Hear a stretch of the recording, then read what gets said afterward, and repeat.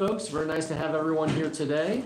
And we're finishing the book of Numbers today and hitting just a little bit of Deuteronomy. Then I'll tell you what's next. Do we have any announcements, bulletin, or anything like that? Okay. I didn't get anything.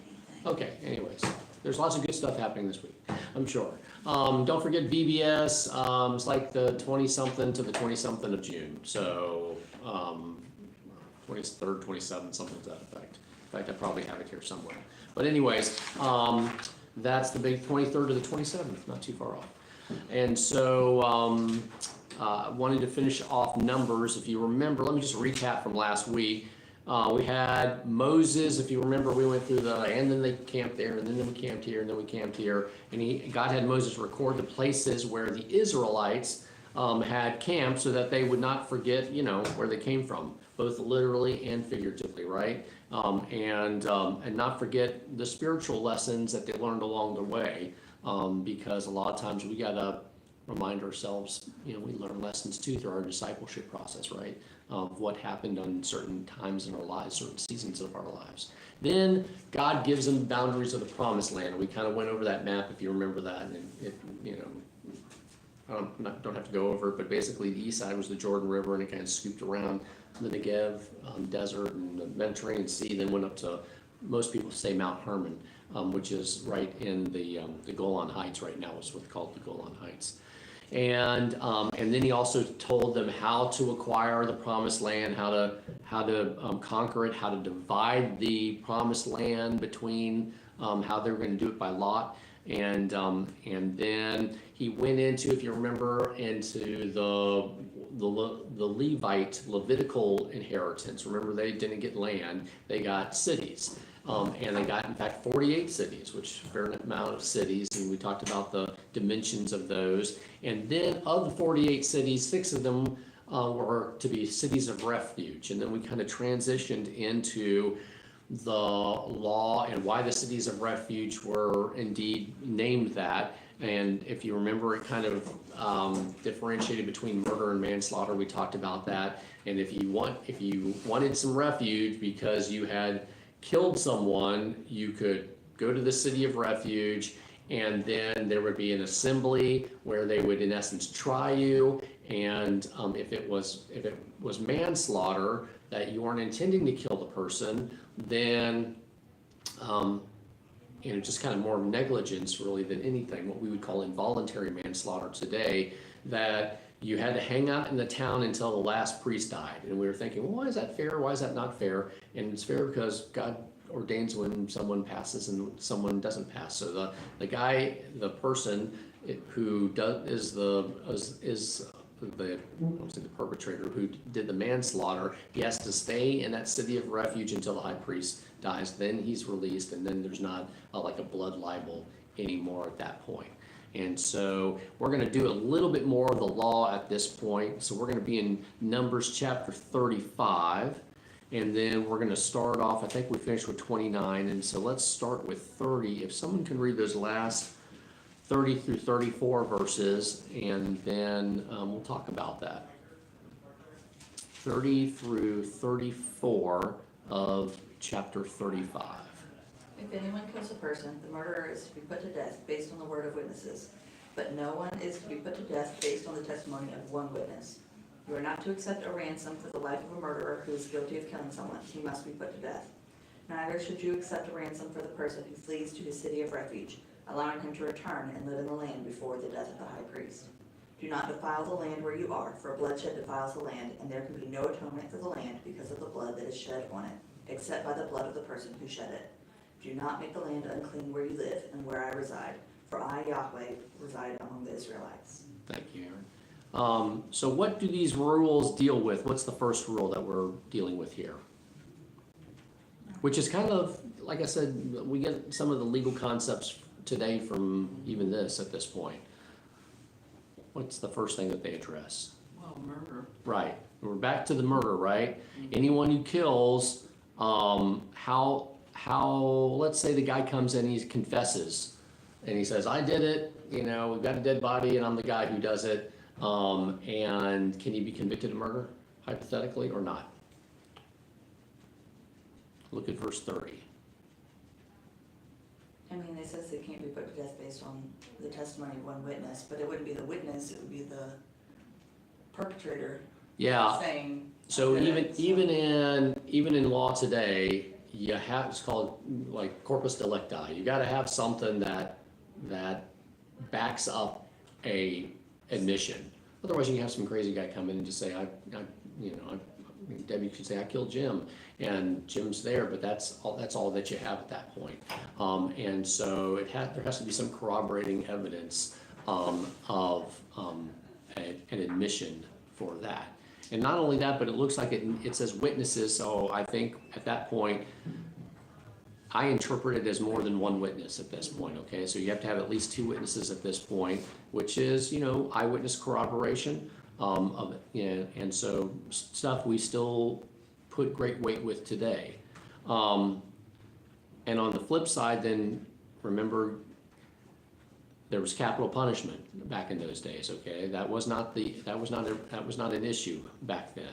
And because it says, what's another concept on 31?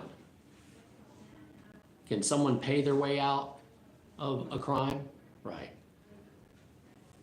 What might we get today from something about people who are indigent today, that can't afford, or that are poor? What Everyone's subject to the same rule. subject to the same, theoretically, right? I know people have commentary about our legal system today that, folks that have money, they get a whole lot more, and there's certainly evidence that might point to that, but at the very least, we have the right to counsel, okay? That if you are poor as dirt, you still get to have a court-appointed counsel, right? And so that's our way of trying to even out the system, where, we know that there are some inequities when you have a lot of money and when you don't have a lot of money, but this one kind of meets that too. You can't just say, hey, can I pay this family off? I know I did this to your loved one, the rock, example that I showed with Debbie, I, was negligent. I was right near the cliff, the rock fell on Debbie, she died. And I then go to her family and said, I've got all this money and I'm getting cabin fever here in the city of refuge at this point. Can I dump a whole bunch of money on you so I can come out and do my thing? Can that happen with those rules? No, right. So at that point, doesn't matter if you're rich, doesn't matter if you're poor, you stay in the city of refuge until the high priest dies, or otherwise you're making yourself vulnerable to that blood fought libel. And this also kind of points to, they lived in small communities, like everybody was related. Right. So if you knew it was an accident, you're the next closest kin to the person that was killed. It is your responsibility. Right. To avenge that blood. Right. You cannot let it go. Yeah, It's not a matter of, no, I know he didn't mean to do it, I love him like a brother, I'm not gonna, no, you were held accountable to this as well. There was an obligation there, and so that's what they were trying to regulate at that point, because there was that ancient blood libel, and so, yeah. And what was the ground not to be polluted with in 33? Blood. Now, of course, it says, except by the blood of the one who shed it. So this is really innocent blood. Basically God says, I gave you this property, okay? I gave you this land. Don't pollute it by killing others, okay? That's not what I want. And so those were basically the end of what would be addressed in the cities of refuge. Any questions or thoughts about that? Okay. At this point then, let's go to jump all the way to Deuteronomy 31 if you can. And I'm going to finish up. This is basically the last things. Why you say, Jim, why are we skipping 30 chapters of Deuteronomy? Because a lot of it was basically Moses saying, hey, remember when we did this, and remember when I did this, and remember when you all did this, and he's recounting a lot of just what we studied in Numbers, okay? If you really, Want to. yeah, we'll do it, go for it. And you'll say, oh yeah, I remember that lesson, or I remember that lesson, and that kind of stuff. But it's a lot the same thing. And so Elaine and I thought, well, let's just kind of, and there's a little bit of overlap on this too, but this was important stuff that we thought you would want to look at before we go into our next stuff. And I said that's in the New Testament coming up soon. And so if someone could read verses 1 through 8 and look at Moses's final acts, and the Lord is telling the Israelites some stuff. He's telling Joshua some stuff. So let's take a look at 1 through 8 and see what God is instructing these folks to do. Would someone read 1 through 8, please? Then Moses continued to speak these words to all Israel, saying, I am now 120 years old. I can no longer act as your leader. The Lord has told me, you will not cross this Jordan. The Lord your God is the one who will cross ahead of you. He will destroy these nations before you, and you will drive them out. Joshua is the one who will cross ahead of you, as the Lord has said. The Lord will deal with them as he did Sihon and Og, the kings of the Amorites, and their land when he destroyed them. The Lord will deliver them over to you, and you must do to them exactly as I have commanded you. Be strong and courageous. Do not be terrified or afraid of them, for it is the Lord your God who goes with you. He will not leave you or forsake you. Okay. So at this point, what does the Lord tell the Israelites Keep going. through Moses? Well, first of all, why can't Moses go to the promised land? I think we've covered this, but wanted to make sure we're clear. He says, I can't go over, the Lord said to me, you shall not cross the Jordan. And why is that? Because he disobeyed God and striking the rock instead of speaking to it. Right, the waters of Meribah, if you remember that, he was just supposed to speak to the rock, and then he says, remember, I can't believe Aaron and I have to do this for you again, giving no credit to God, and then he struck the rock, and then, of course, water in God's grace, was there present for the Israelites to consume, but at that point he said, you guys took the glory for yourself on this one, and you disobeyed me. And so that's why he can't do that, and we talked about the high standard for Christian leaders at that point. So he tells the Israelites who's going to be leading them at this point.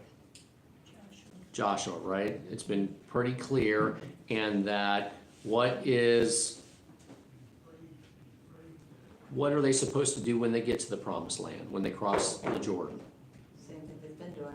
Yeah, same thing they did to Sihon and Og, right? Now these, if you remember, these were Amorite kings. When they came to the east side of the Jordan, they had to take care of some of the Amorites at this point, and that's where they have, in essence, occupied that land, and that is where Gad, the tribes of Gad and Reuben and half of Manasseh are going to hang out in those areas that were conquered from there, if you remember that.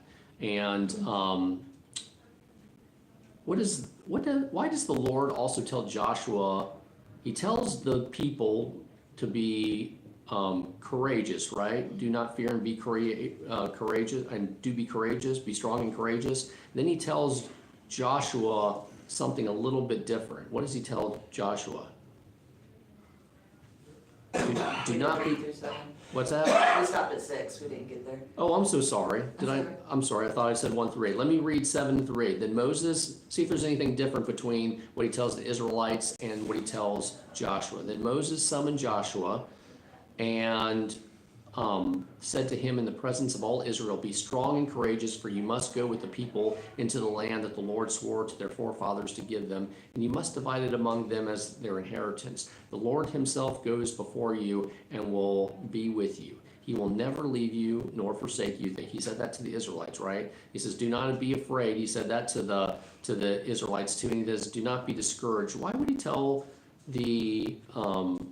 Joshua not to be discouraged? He didn't say that to the Israelites. Because he knows how discouraging it is to lead those people. It always hasn't been easy, right? I mean, that was the whole point, that the Israelites have been, not always the most spiritually malleable, flexible to God's calling at this point. And it does get discouraging. Can you imagine, Do you ever at work and there's always some person there, or maybe not, which would be great, that is always kind of complaining and they're always like, they're always discouraging and that kind of stuff. It totally puts a wet blanket on the whole spirit of the team, right? Doesn't it? I don't know if you ever had that, but one person can really mess up a work environment, especially if they're leaders. Okay, that's a whole different thing. But I'm just like, how about a coworker that's just always cynical and you can tell they're not really enjoying things in that work environment, and you're trying to so work is always, or it's already tough enough sometimes. You don't need someone who's always a wet blanket at this point. And then you have that with Joshua, and you got 2 million people, and a bunch of them are complaining already because they complained to Moses. And Moses was tired of it. Joshua will most likely get tired of it too. And he's like, don't be afraid, don't be discouraged at this point. What can Christians today do to encourage our leaders? Do you think our leaders get discouraged sometimes? Sure. Do you think they hear 100? I mean, I can only imagine how many complaints that Bill hears, on the course of the week. Hopefully they're not a lot. I mean, because I'd like to think that, but I'm probably being super naive. But I can only imagine that people think, if I've got a beef, I've got a complaint, I need to call the pastor and let him know. As opposed to, first of all, taking care of it yourself on your own, or two, just praying about it because it's probably something that you might be involved with, and it might be your part of your heart at that point. But then he gets calls consistently. I've never asked him this, maybe I should, of how many calls, but he never, has come to me and said, I want to let you know. But I will say this, I've had people call me and I'm like, oh my goodness, really? And then I called the pastor. I'm like, I just want, I'm not trying to say anything, but I want you to know what's going on. And this person said this. He says, oh yeah, I've already dealt with that. And I'm like, really? Because I mean, it tired me out already just listen to this person. And this was just like a few months ago.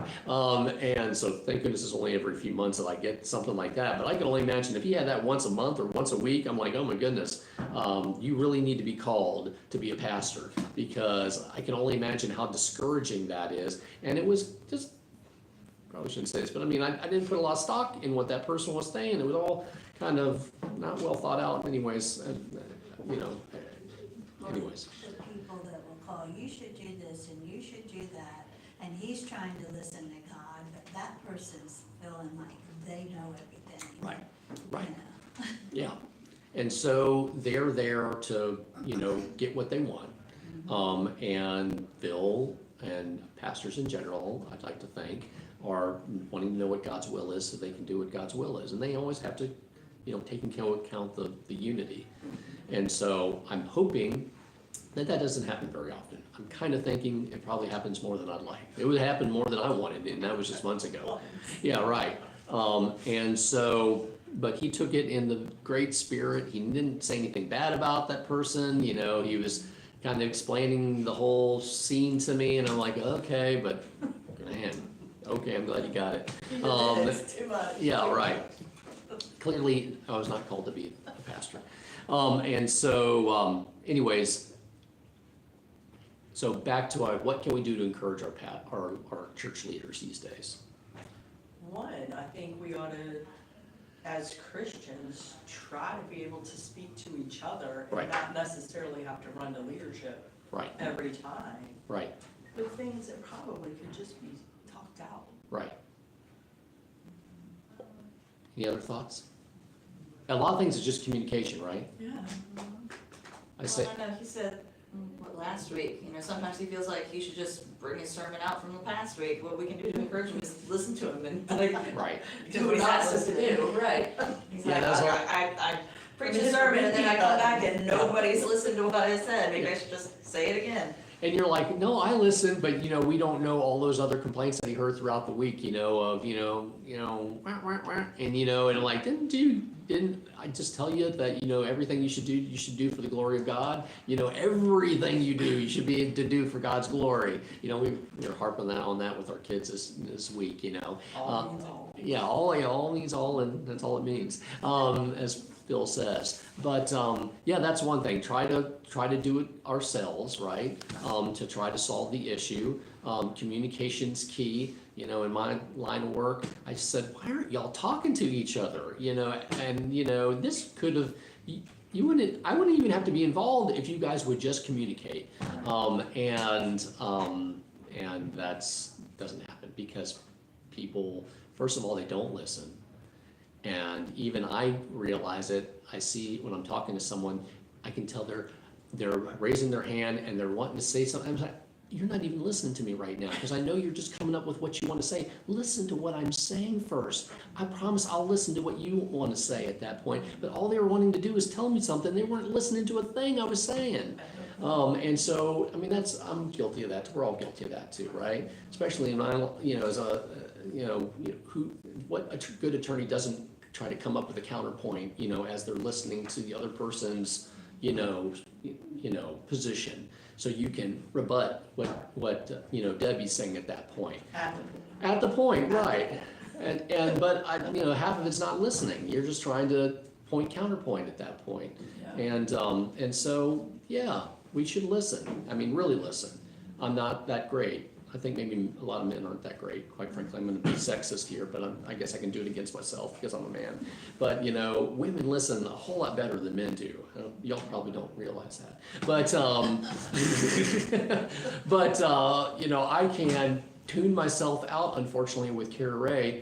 And 5 minutes later, I'll be like, I was thinking about something else, and she's talking away, and I'm like, oh my goodness, what did she just say? I'm not, I didn't hear one word she said because I was thinking about something totally different. I'm like, Jim, you've got to do better than this. Of course, I'm not saying that to her. Right.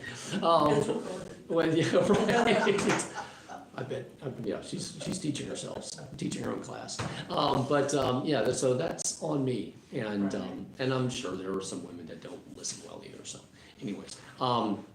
But yeah, we need to communicate better. I have a great story about Melinda, is that I remember when the pipes went south in the nursery area, and with the sewage, it hit the sewage line or something, I forgot what it was, a backup or something like that. And fortunately, Melinda has this great superpower of not being able to smell anything. And she was right in the midst of just mopping all this stuff up, and I go 30 yards out, I'm like, oh my goodness, I'm like wailing like my kids do, and like this place, and she's just going to town and just getting it done, and isn't that a great church where people don't have to go straight to the pastor and say, what do we do? And we just go and we're grown ups. Yeah, just not roll up your sleeves and get it done. That's another thing, and that's probably encouraging to the pastor. Yeah. Sometimes it's just words. Some people's love language, mine included, is just words of affirmation. Okay, as I joked to you guys before in my other Sunday school class, you don't even have to mean it. If you just say it, it'll be well received with me. And I imagine they're the pastors. Of course, we should mean it, but words of affirmation are always probably a good thing too. They don't cost too much, but yeah, sometimes gifts. I'm thinking of love languages right now. Any other ways that you think we can encourage our leadership? Service, yeah. Serve them. How many times, let's think of the times we've served our pastor or served our leaders, in a personal way, or said something nice to them in a personal way, or done something, given them something in a personal way. Just things we need to, take stock on and see what we can do, because that keeps our leaders, encouraged, okay? And so they don't always have to, although I'm sure, constantly going to the Lord, he won't have to be going to the Lord about that stuff, right? One thing less, fewer, that he has to, trying to get encouragement from God, even though it's ultimately from God, right? Any other thoughts about encouragement, or why Joshua might have needed encouragement? Would it also be possible that he was trying to encourage Joshua because he knew what they were about to Absolutely. come against? Yeah. That he knew in a weakened state that they probably would not push forward. Yeah, he's gonna go into this almost immediately, and without, well, just after about 5 or 6 verses, he's basically gonna say, this is what you guys are gonna do. You're gonna totally mess this up. And so at first, he has to start with, Joshua and say, don't be discouraged, and I don't wanna say that we should be fatalistic about this, but we should know that Christians fail. Right? I fail, y'all fail, we try not to, it happens. Should it be super shocking when a Christian fails? I don't think as much as, I'm not gonna clutch my pearls every time, Debbie does something unkind, okay? Because Debbie is a human too, she gets frustrated, all the numbers that she runs, I'm sure has to put up with all kinds of stuff when people call about finances and that kind of stuff. And, maybe a unkind word is uttered, I'm sure not, but, no. And so, but if that were the case, I shouldn't be 100% surprised, right? I mean, don't get me wrong, there's some disappointment, but, I know that Debbie's super well-meaning and she's a strong Christian, and I fail just like she does, and, not the time to wag a finger, right? And so, But that's all the more reason it's important to plant the seed of hope. sure, And I think that's what he was doing too. right, Was planting that seed of hope because they knew they were already weary. right, So that when they come up against it, they remember that. right, absolutely. Good point. All right, any other thoughts before we go into verse 9 through 13? I think it's important to note Yeah. that he's putting God in front of them. God is still going before you. The Lord our God, the one true God, is still the one that's leading this thing. Just because I'm not there Right, doesn't mean anything. Joshua's going with you. right, But God's the one that's going ahead of you. He's the one that's going to clear the land for you. He's the one that's, so just because there's a change in leadership doesn't mean there's a change in who you are and who you serve. yeah, and I know that's directed to the Israelites, but do you think it's reasonable to say that we can apply that to today too? Don't you think God goes before us? I mean, and I don't necessarily mean like 3 hour. I mean, although there's no time for God. I think some people put this in a temporal context, like, oh, he's doing it ahead of time, which I think he is also. But he's going to destroy these nations before you, like they're before you at this point. And so that preposition, I think, can be used in different ways at that point. But yeah, I think on a timeline, on a temporal context, he knows what's going to happen anyways. I mean, he knew, when I was going to become a Christian, at the beginning of time. So he knows everything that's going to happen, and he is working things out. And I think we should be able to realize that as a church, he's going before us too. If we have something that we have a hard thing that we're about to do, he's gonna, if we're faithful, he's gonna say the same things to us. Now on the flip side, God, when he says God will never leave you nor forsake you, at one point he says later on in this chapter, I've forsaken them because of their sin and so don't get me wrong. I mean, God ultimately doesn't leave us or forsake us. Certainly in New Testament church it is, we've got the Holy Spirit always once we've accepted Christ, and that doesn't, once saved, always saved. However, he may not, shine his blessing. He may not bestow that blessings, right, on us, and we do get consequences. Well, just because you leave your kid alone in timeout doesn't mean you've left your kid alone. Right. You're still there. They've just got to sit in their punishment Sure. for a minute before they can come back with you. Absolutely, that's a good point. All right, so could someone read 9 through 13? In my book, it's called The Reading of the Law. Moses wrote down this law and gave it to the priests, the sons of Levi, who carried the ark of the Lord's covenant, and to all the elders of Israel. Moses commanded them, at the end of every 7 years, at the appointed time in the year of debt cancellation, during the festival of booths, when all Israel assembles in the presence of the Lord your God, at the place he chooses, you are to read this law aloud before all Israel. Gather the people, men, women, children, and foreigners living within your gates, so that they may listen and learn to fear the Lord your God, and be careful to follow all the words of this law. Then their children who do not know the law will listen and learn to fear the Lord your God, as long as you live in the land you are crossing the Jordan to possess. All right. So that's interesting. So who is to actually possess the law once Moses has written it down? Priest, right? And in it, most commentators think, even though at one point it says beside the Ark of the Covenant, it really is placed because they're still moving around, right? That it's placed in there with the Ten Commandments, it's placed in there with Aaron's staff, it's placed in there with the sample of the manna that God put in the Ark of the Covenant, and so is the law at this point. And that's important. Why every 7 years, do you think? And that's the time that they've already been commanded to assemble together. Right. 7 years, first of all, 7 is, a sign of a number of completion at this point. And the feast of, Aaron says the Feast of Booths, I think it was, or the Festival of Booths. And if you remember, this is called the Feast of Tabernacles, okay? Remember in the fall, the 3 biggies in the Jewish calendar is the Feast of Trumpets, which is now called Rosh Hashanah. Then 10 days later is the Day of Atonement, which is called Yom Kippur. And then 5 days after that is the Feast of Tabernacles, or the Feast of Booths, okay? And that's when, if you remember, I keep on saying this, but redundancy, sometimes people remember it easier that way. As when everyone gets into their booths for those 7 days, and they hang out like they're reenacting the wilderness, the 40 years in the wilderness, okay? And they're also thanking God for the provision of the fall festival kind of time frame, since it's fall. Only 3 times in the whole Old Testament does it even talk about them doing this, because you're like, well, they should be doing it every 7 years. And I'm not saying that there were times that they weren't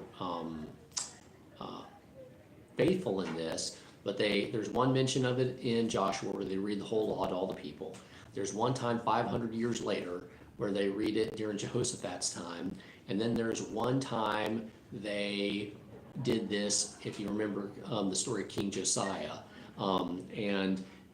So I am sure there were times that they were more faithful, and certainly there were times that they were less faithful. The more faithful, I'm sure, was the 31 years. So by the time that Joshua, this was in like 1406 BC, that's when Moses died and Joshua took over, okay? And then this went on for 31 years to about 1375. That's when this is when Joshua died and the time of the judges occurred, okay? Which we've studied already, where they didn't have anyone in control. It was just the judges like Deborah and Gideon and Samson and, Ehud, anyways, those guys and gals. For 31 years, I'm sure there were at least probably 4 times they got it right? And Joshua was there, as for me and my house, we will serve the Lord, he says right at the end. But I bet they were faithful in every 7 years. On the flip side, you remember the story of Josiah is the high priest Hilkiah. Josiah's like, we got all this money, we really aren't doing anything with the temple, and I think this is important for to be a faithful follower of Yahweh, and so let's fix up the temple with all this money that we've continued to collect, which we're not using. And then the high priest Hilkiah comes out and he says, hey, we're doing this, and guess what we found?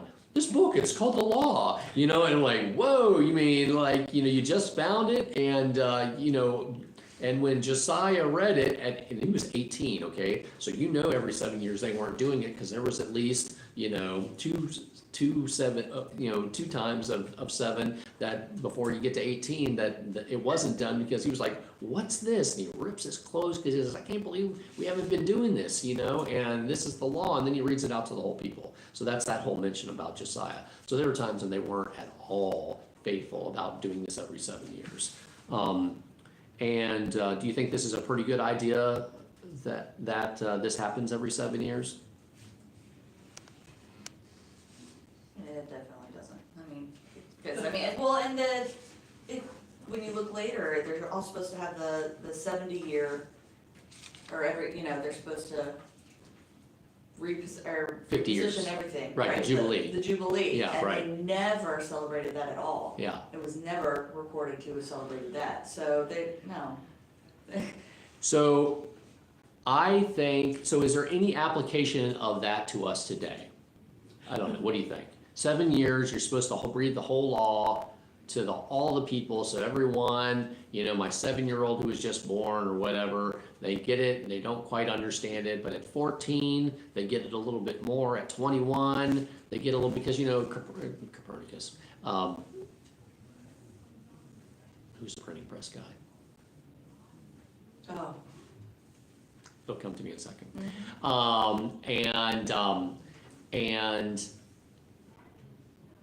There wasn't like a whole lot of copies of Right. the law. Okay, in fact, it was so important they had it with I gotta stop thinking what that name is. But anyway, so a lot of times this might have been one of the few times that they've heard this, and so that's every 7 years. What great thing do we have now with the New Testament at this point? Oh, written copy. We have it in our house. I mean, that is, you can't, it's the most often, what's that? Gutenberg. The Gutenberg Bible, right, yeah, thank you.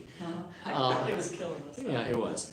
And so that was, it goes back, if you remember, that was really convicting to me, is that we have the Bible available to us today. And remember we talked about how do we treat our Bible? It's, it's supposed to be our daily bread. There is even a little devotion that says daily bread, right?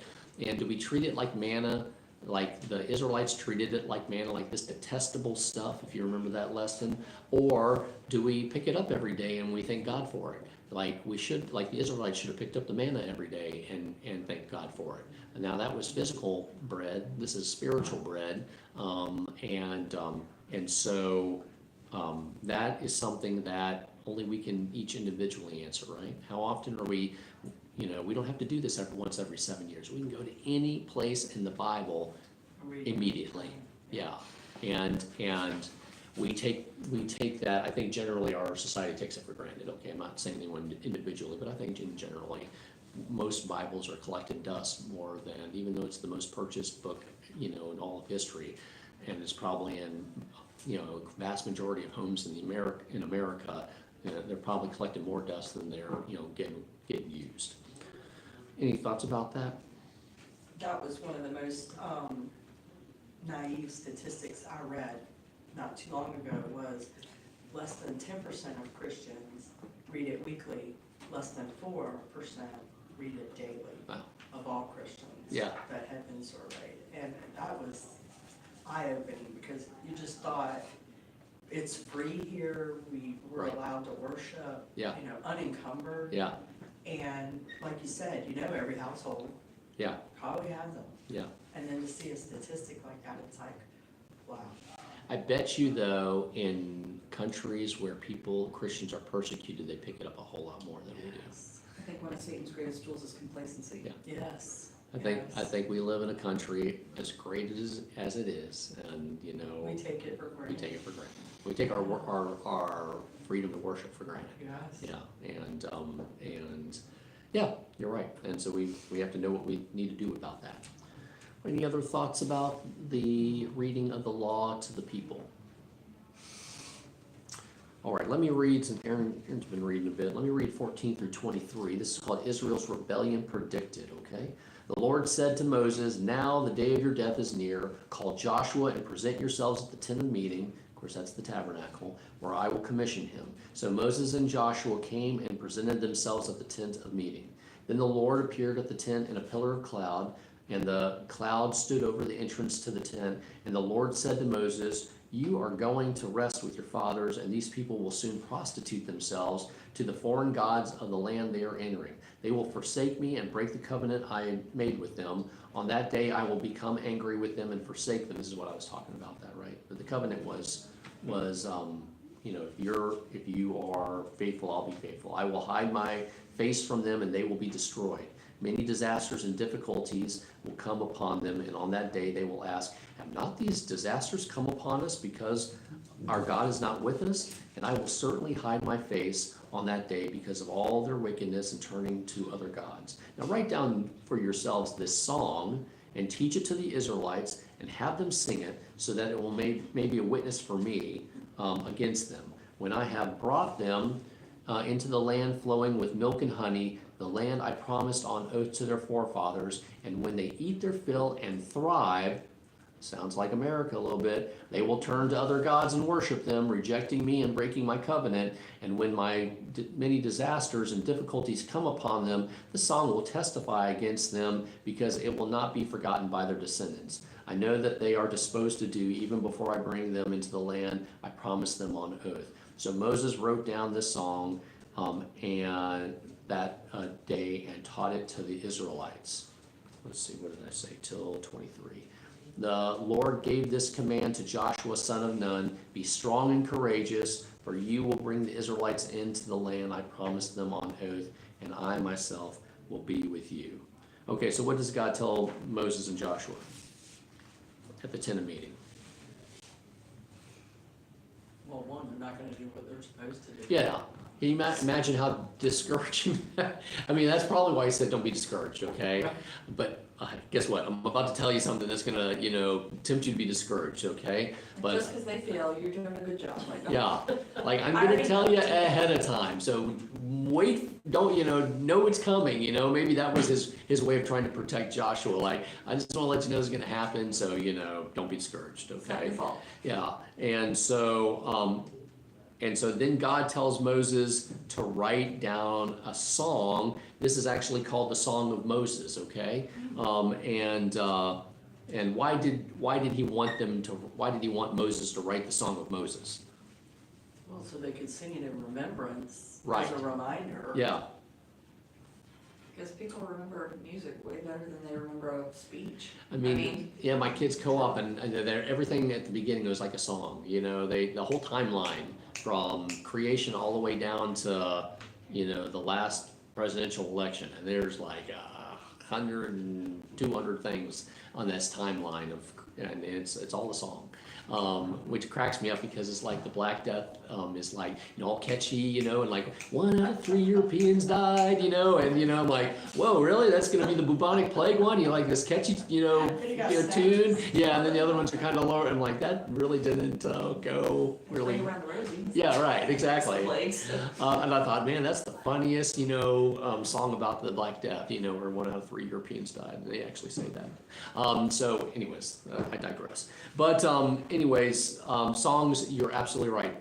People remember songs. Our kids remember songs. We remember songs. We still remember songs from when we were teenagers, that when Journey comes on, I'm like, jamming in my head like I'm back in the 80s, and that kind of stuff. And you all have y'all songs, of course, as well.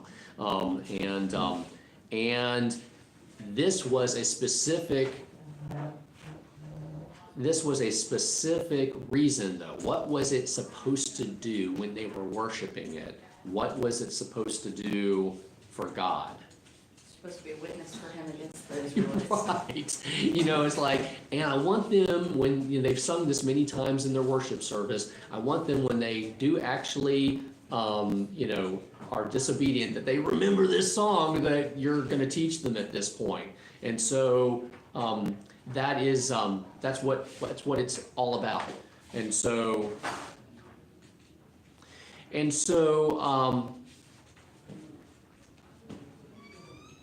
let's take a look at 24 through 29 and we'll go from there. When Moses had finished writing down on a scroll every single word of this law, he commanded the Levites who carried the ark of the Lord's covenant, take this book of the law and place it beside the ark of the covenant of the Lord your God, so that it may remain there as a witness against you. For I know how rebellious and stiff-necked you are. If you are rebelling against the Lord now, while I am still alive, how much more will you rebel after I am dead?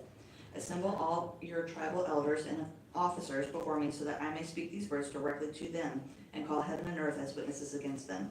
For I know that after my death you will become completely corrupt and turn from the path I have commanded you. Disaster will come to you in the future, because you will do what is evil in the Lord's sight, infuriating him with what your hands have made. Okay, so after Moses finished writing in a book the words of the law, what does that mean, Jim? I think it means Genesis, Exodus, Leviticus, Numbers, and up to this point Deuteronomy, right? Because Moses hasn't died yet. We're going to have a little bit of Moses dying here. So I'm sure Moses didn't write that down unless God said, oh, by the way, write these words just like he told him to write the other words. And maybe he finished Deuteronomy. I don't know. And said, well, here are the books of the law at this point, as opposed to someone finishing it and putting it in there. And so those are the things that were to be put with the Ark of the Covenant. And so what does Moses tell the Israelites? I know you're gonna mess up. You're messing up now. When I'm gone, you're just gonna Yeah. be worse. You bums have been complaining for the last 40 years. I can only imagine once I'm gone because you know you've known me as your leader, and to some extent you have followed me, or my leadership that God has given me. But man, once I go, it's going to even get worse for you guys. I mean, at that point, can you imagine being an Israelite? Man, why is he being so tough on us? Of course, they were just doing the Moabite Midianite thing, right? But anyways, it wasn't immediate though, right? Because although they messed up in Joshua, they generally stayed faithful under Joshua's leadership for those 31 years. Then the judges thing happened, and they were constantly messing up, and then God had to send a judge to help them and to bail them out. And then the United Kingdom, 40 years of Saul, 40 years of David, 40 years of Solomon, and generally, I mean, they kind of were at least together, and God blessed them through the faithfulness of David and generally Solomon. And then after that, remember the split of the kingdom, okay? So then it's another 300 years before the northern Israel gets conquered by the Assyrians, and then about another 350 years, about 50 years later, Judah gets conquered by the Babylonians, okay? And so God's patient. I mean, and there was a whole lot of, finally the final forsaking, and it wasn't even final forsaking because he let them come back after the Babylonian exile 70 years later to come back into the promised land, right? And with Hezekiah and Ezra and Nehemiah. And so so God is continuing to show grace, but God also says, you guys mess up, I'm going to give you consequence, okay? And he let them, and even through the period of Judges, he let them, fall on their face until he presented a judge for them to come back, and they were always saying, oh, now we'll be faithful, and then later on they continued to not be faithful. Let me read this, and then we're gonna role play, okay? I'm gonna read the Song of Moses. You are currently an Israelite in a season of unfaithfulness, okay? So let's see how convicting this song that you are, let's say, singing every Sunday morning, probably not Saturday, right? We're Israelites, right? And this is the song that you're constantly singing, and let's see how convicting this is. This well-known song that you've been singing, and your parents have been singing, and your kids will eventually sing. So let me do it for you, and then we'll go from there. And Moses recited the words of this song from beginning to end in the hearing of the whole assembly of Israel. I'm going to read the whole song, okay? Listen, O heavens, and I will speak. Hear, O earth, the words of my mouth. Let my teaching fall like rain, and my words descend like dew. Like showers on new grass, like abundant rain on tender plants, I will proclaim the name of the Lord. Oh, praise the greatness of our God. He is the rock, his works are perfect, and all his ways are just. A faithful God who does no wrong, upright and just is he. They have acted corruptly toward him. To their shame, they are no longer his children, but a warped and crooked generation. Is this the way you repay the Lord, O foolish and unwise people? Is he not your father, your creator, who made you and formed you? Remember the days of old, consider the generations long past. Ask your father, and he will tell you, your elders, and they will explain to you, when the Most High gave the nations their inheritance, when he divided all mankind, he set up boundaries for the peoples according to the number of the sons of Israel. For the Lord's portion is his people, Jacob his allotted inheritance. In a desert land he found him, in a barren and howling waste. He shielded him and cared for him. He guarded him as the apple of his eye, like an eagle that stirs up its nest and hovers over its young, that spreads its wings to catch them and carries them on its pinions. The Lord alone led him. Now this is what they're talking about. A lot of people think this is Moses he's mentioning now. The Lord alone led him. No foreign god was with him. He made him ride on the heights of the land and fed him with the fruits of the field. He nourished him with honey from the rock and with oil from the flinty crag, with curds and milk from herd and flock, and with fattened lambs and goats, with choice rams of Bashan, and the finest kernels of wheat. You drank the foaming blood of the grape, that's wine. Jeshurun, this is another name for Israel, grew fat and kicked. Filled with food, he became heavy and sleek.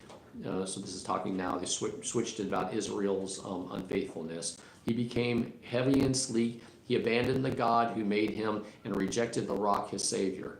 They made him jealous with their foreign gods and angered him with their detestable idols. They sacrificed to demons which are not God, gods they have not known, gods that recently appeared, gods your fathers did not fear. You deserted the rock who fathered you. I'm not sure. What would it feel like to be singing this every week? I'm not sure. Or maybe not every week, but anyways. You forgot the God who gave you birth.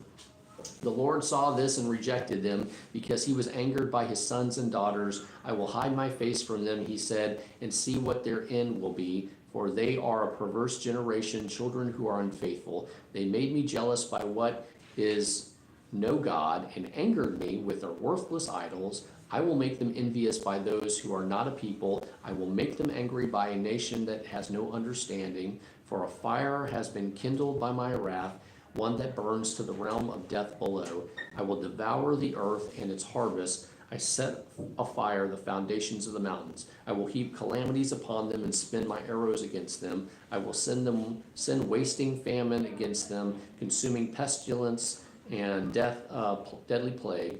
I will send against them the fangs of wild beasts, the venom of vipers that glide in the dust. In the street, the sword will make them childless. In their homes, terror will reign. Young men and young women will perish, infants and gray-haired men. I said I would scatter them and blot out their memory from mankind, but I dreaded the taunt of the enemy, lest the adversary misunderstand and say, so this is kind of an interesting thing.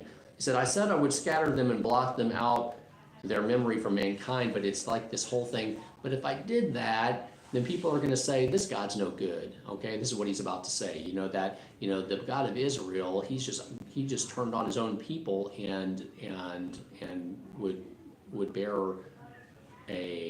what they would think is a bad witness, even though God is giving them consequences, like disciplining them.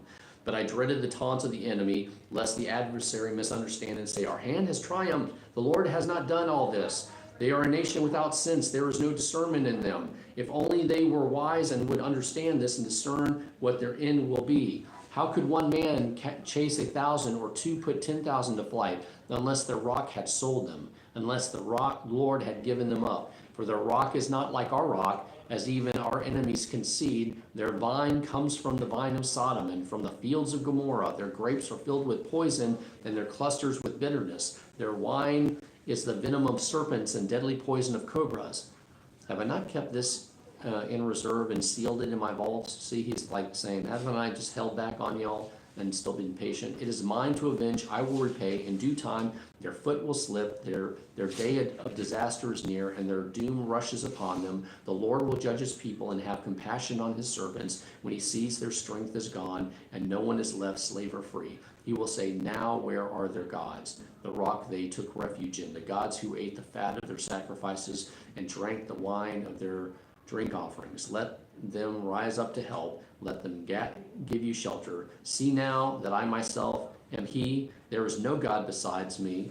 I put to death and I bring to life. I have wounded and I will heal, and no one can deliver out my hand. I will lift my hand to heaven and declare, as surely as I live forever, when I sharpen my flashing sword and my hand grasps it in judgment, I will take vengeance on my adversaries and repay those who hate me. I will make my arrows drunk with blood, while my sword devours flesh, the blood of the slain and the captives, the heads of the enemy leaders. Rejoice, O nations, with his people, for he will avenge the blood of his servants. He will take vengeance on his enemies and make atonement for his land and people. Moses came with Joshua, son of Nun, and spoke all of the words of this song in the hearing of the people. When Moses finished reciting all these words to all Israel, he said to them, "Take to heart all the words I have solemnly declared to you this day, so that you may command your children to obey carefully all the words of the law. They are not just idle words for you, they are your life. By them you will live long in the land and are crossing the Jordan to possess." Wow, that's a lot, huh? Any thoughts about that? All I can say is this: when we get too tough on the Israelites and they know we are told you guys are going to totally mess up, just realize the time of the judges was about 325 years, just that period of time, okay? After Joshua, before Samuel came and anointed Saul.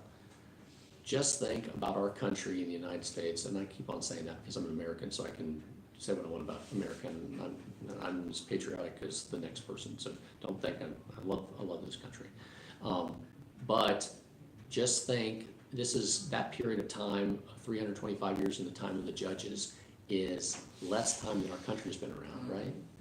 Just think about what society has changed from the founding fathers to today. If you could just take over. Dramatically. Yeah, and to think that, we're wagging our fingers at the Israelites and saying, I guys can't believe you guys messed up. People don't remember. I mean, most of the folks in our society don't even have a clue about the founding fathers and the Declaration of Independence and Constitution, and that this country was built on, certain principles and that kind of stuff. And so after a period of years, people forget, probably why he says read the law every 7 years, right? So that's like, if it were civil, it would say read the Constitution every 7 years, or read the Declaration of Independence every 7 years. So anyways, God could say this to us as easily as he could say it to the Israelites. And so again, we need to make sure that, we are sticking with the word and treating the Bible like our daily manna, right? All right, I think I've gone through enough at this point. We'll stop there and we'll start on Moses to die on Mount Nebo on verse 48. Any thoughts or questions? All right, let's close in prayer. Heavenly Father, thank you for this day and the blessings that you give us. Thank you for this time of reflection, Lord. Thank you for this Bible that you have given each of us. And Lord, thank you that we're able to come to your word and get this blessing on a daily basis as often as we want. And forgive us when we aren't coming to you in prayer, Lord, daily, aren't getting into the word daily, and forgive us when we fail to serve you. And we ask these things in Jesus' precious name, amen. Any So VBS, Prayer. 23rd through the 27th. Okay, 23rd through the Spaghetti 27th. this week. What's that? Spaghetti. Spaghetti. Oh, spaghetti, that's important. I'll look at Thank you. Man, I really enjoy the fried chicken. Yes. Let's keep our pastor prayers. How about that? I'm gonna say a quick prayer for Bill and Teresa, and also Fred Blevins. I'll tell you a story about it. I'm supposed to speak at the service, but I'll tell you the story next Sunday about Fred. One of the funniest stories ever in church. Remind us. Heavenly Father, thank you for this day and the blessing.